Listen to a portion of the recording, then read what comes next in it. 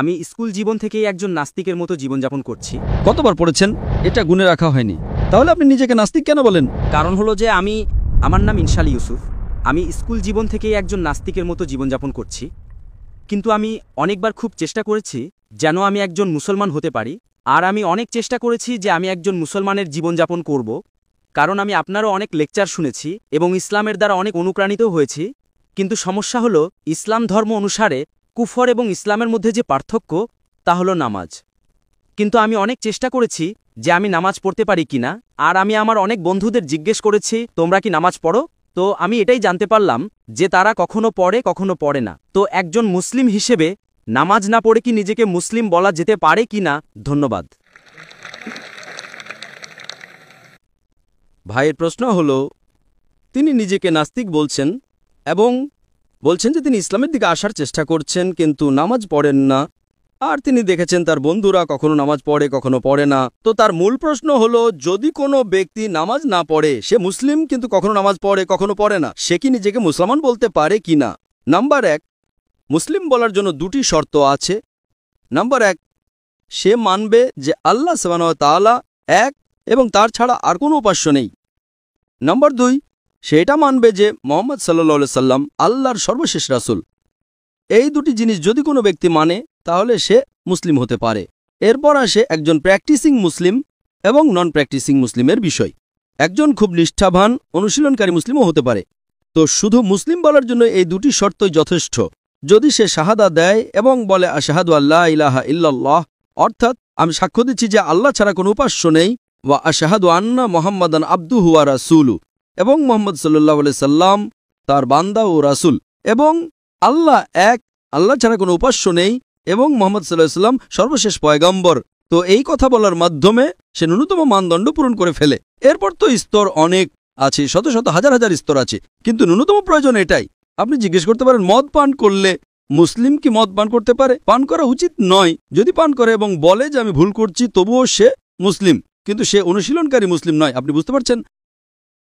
একজন ব্যক্তি যদি মদ পান করে, কোরআনের আয়াত আছে সূরা মাইদা সূরা নম্বর 5 আয়াত নম্বর 90-এ, ইয়া আইয়ুহাল্লাযীনা আমানু ইন্নামাল খামরু ওয়াল মাইসিরু ওয়াল আনযাবু ওয়াল আসলামু রিজসুম মিনাশ শাইতান ফাজতানিবু লাআল্লাকুম তুফলিহুন। হে মুমিনগণ, মদ, জুয়া খেলা, ভাগ্য গণনা, মূর্তি পূজা, এগুলো শয়তানের কৌশল। এগুলো থেকে বাঁচো যাতে তোমরা সাফল্য পাও। তো কোরআন এবং সহিহ হাদিসের আলোকে এটা একদমই স্পষ্ট যে মুসলমানের জন্য মদ পান করা হারাম। কিন্তু যদি কোনো মুসলিম পান করে এবং বলে যে আমি ভুল করছি, তাহলে তাকে কাফের বলা হবে না। তাকে বলা হবে এমন একজন মুসলমান যে আল্লাহর বিধান পালন করছে না। যদি সে বলে যে মদ পান করা ইসলামে জায়েজ, তাহলে সে আল্লাহর সেই বিধানকে অস্বীকার করছে। যেভাবে আগের ভাই প্রশ্ন করেছিলেন যে কাফের কাকে বলে, যদি কোনো মুসলমান ভুল কাজ করে, হারাম কাজ করে, আর বলে যে আমার দ্বারা ভুল হচ্ছে কিন্তু আমি এটা ছাড়তে পারছি না, তাহলে তাকে কাফের বলা যাবে না। ঠিক একইভাবে কোনো মানুষ যদি নামাজ না পড়ে এবং বলে যে পড়া উচিত কিন্তু আমি অলস, তাহলে একজন ব্যক্তি এমনও হতে পারে যে একবার দুবার নামাজ পড়লো, তাহলে কোনো অবস্থাতেই তাকে কেউ কাফের বলতে পারে না। আল্লাহ রসুলের হাদিস আছে সহিহ মুসলিমে, যেখানে বলা হয়েছে যে কুফর এবং ইমানের মাঝে পার্থক্য হলো সালাত। তো এ থেকে উলামাগণ ব্যাখ্যা করেন, আলেমদের দুটি দল আছে। এক দল বলে যদি সে একটা নামাজও না পড়ে তাহলে সে স্বয়ংক্রিয়ভাবে কাফের হয়ে যাবে, এই হাদিসের ভিত্তিতে যে ইমান ও কুফরের মাঝে পার্থক্য হলো সালাত। দ্বিতীয় দলের মতে যদি সে সালাত আদায় না করে কিন্তু বলে যে পড়া উচিত, আমি ভুল করছি, তাহলে তাকে কাফের না বলে বলা হবে যে সে একজন অনুশীলনকারী মুসলিম নন। আপনি বুঝতে পারছেন? কিন্তু ন্যূনতম মানদণ্ড কোনো মানুষকে মুসলিম বলার জন্য হলো সে মানবে যে আল্লাহ এক, আল্লাহ ছাড়া কোনো উপাস্য নেই, এবং মুহাম্মদ সাল্লাল্লাহু আলাইহি সাল্লাম আল্লাহর সর্বশেষ নবী। আমি আপনাকে জিজ্ঞেস করতে চাই, আপনি কি মানেন যে আল্লাহ এক? জি, একদম। আপনি কি মানেন আল্লাহ ছাড়া কোনো উপাস্য নেই? নেই। আপনি কি মানেন আল্লাহর কোনো মূর্তি নেই? নেই। মাশাআল্লাহ। আপনি কি মানেন মুহাম্মদ সাল্লাল্লাহু আলাইহি সাল্লাম সর্বশেষ নবী? জি, একদম। সর্বশেষ পয়গম্বর? জি। তাহলে আমার মতে আপনি মুসলিম। মুসলিম তো আপনি অনুশীলনকারী মুসলিম আস্তে আস্তে হবেন। তো যদি আপনি মানেন যে আল্লাহ এক, আল্লাহ রাসূল মুহাম্মদ সাল্লাল্লাহু আলাইহি সাল্লাম সর্বশেষ রাসূল, তাহলে আপনি ন্যূনতম মানদণ্ডে আছেন, মিনিমাম। মিনিমাম যথেষ্ট নয়, আমাদের চেষ্টা করা উচিত যত বেশি করা যায়, কিন্তু এটা মিনিমাম। আপনি বললেন যে আপনি নামাজ পড়েন না। আপনি কি জীবনে কখনো নামাজ পড়েছেন নাকি পড়েননি? জি। কতবার পড়েছেন?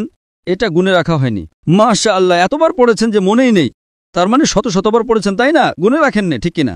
আলহামদুলিল্লাহ। শেষবার কবে নামাজ পড়েছেন? আমার মনে হয় কয়েক মাস আগে। কয়েক মাস? মাশাআল্লাহ, খারাপ না। তাহলে আপনি নিজেকে নাস্তিক কেন বলেন?